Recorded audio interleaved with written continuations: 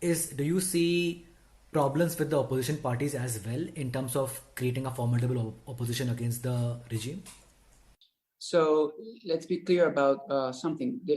There's some theorists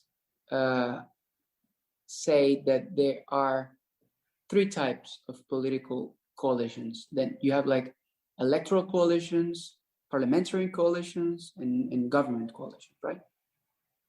So we managed to build a great electoral coalition, and we won in 2015. And since then, the regime knew that he wouldn't, they didn't want this type of free elections anymore. You know, they were not about to allow any other type of elections like this. And we won the elections to go to parliament, you know. So, and then I wouldn't say that the coalition fell apart. I would say that the coalition was not able to strategically coordinate itself for a common objective. So, you know what I mean?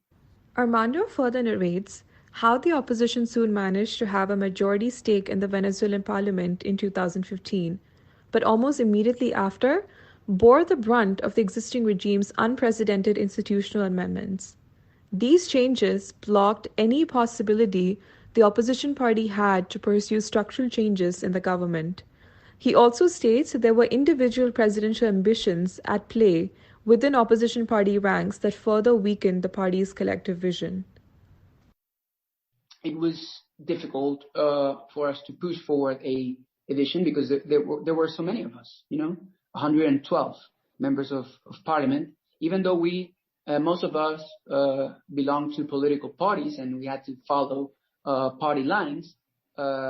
We had like this space of discussion and deliberation, but we didn't manage to do that. In 2017, we approved this sort of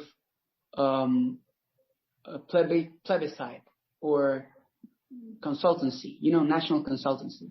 And when we were approving this, we were given our approval in our national parliament that day, which was the day of our Independence Day. The Congress was attacked.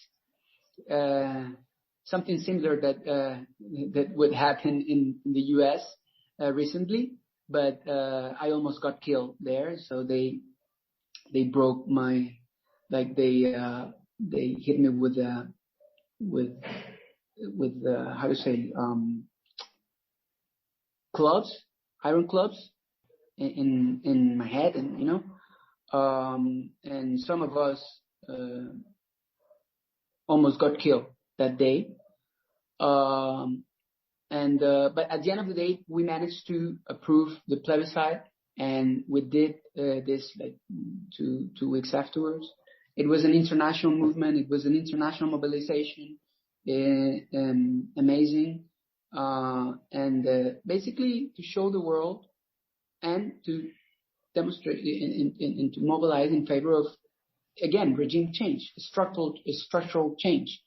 But they have, again, it's an occupied territory. They are criminal at its core. So we're facing in Venezuela, we're facing an international criminal organization, transnational criminal organization that took power.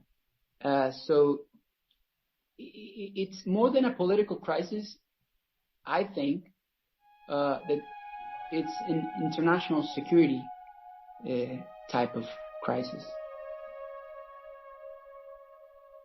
Armando's experience mirrors that of many in the country who have faced persecution and repression. Beatriz Borges is the executive director of CPAZ, also known as the Justice and Peace Center, a human rights organization that promotes and defends democracy and peace in Venezuela. She talked to us about how she sees the state of opposition parties and the larger humanitarian crisis in the country today. I think we are in a very difficult moment after many years of persecution and repression. And in the past, we have been documenting these patterns of political persecution. The opposition is very weak, and many of them are working for Venezuela from the exile.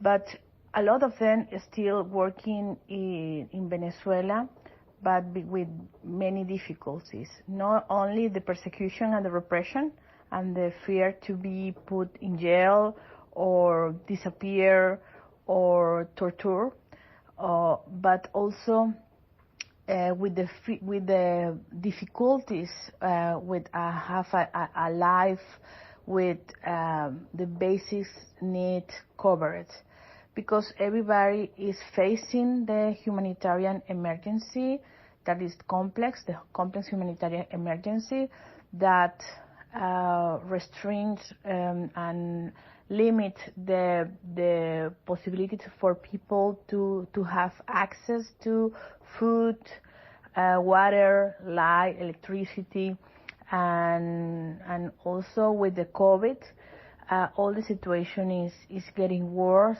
and is exacerbated with the crisis and the living condition. I think something that put together Venezuelan political parties, democratic leaders, and also NGOs in this moment is the right to defend our democracy. And that's why, as a civil society, we are trained to recovery and strengthening of democracy and reestablishment of the rule of law and the institution. And also the restitution of human rights is possible. That's why we are also working in this step to recover democracy. As a civil society, we are forming some called civic forum or foro cívico.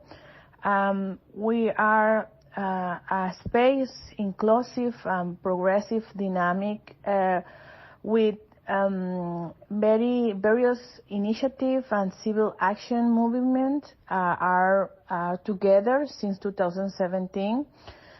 We have this space called social dialogue or diálogo social that allows us to talk about this and how we can do more to construction of peaceful, constitutional and democratic solution. We know that it's very difficult because we don't have any guarantee, and we exercising our rights, we are going to be criminalized and also persecuted, and we are in risk. But we think that with dialogue and negotiation and with a national agreement, we, in the support with the international community, we are working to try to build that bridge to recover democracy. Thank you for listening to PPR. My name is Pritika Kumar, and it was a pleasure being your host for today. Our interviewers are Natalie Ayers and Pranjal Chandra.